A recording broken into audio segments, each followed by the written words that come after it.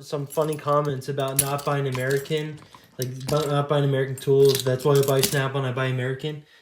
I rather spend it on the cars. Okay, like rather spend it on the cars. Tools are to make you money, so then you can spend it on other stuff. Tools are not supposed to be the end-all be-all. I'd rather have nice cars than a little toolbox. Doesn't make any sense. This is why you don't buy Snap-on.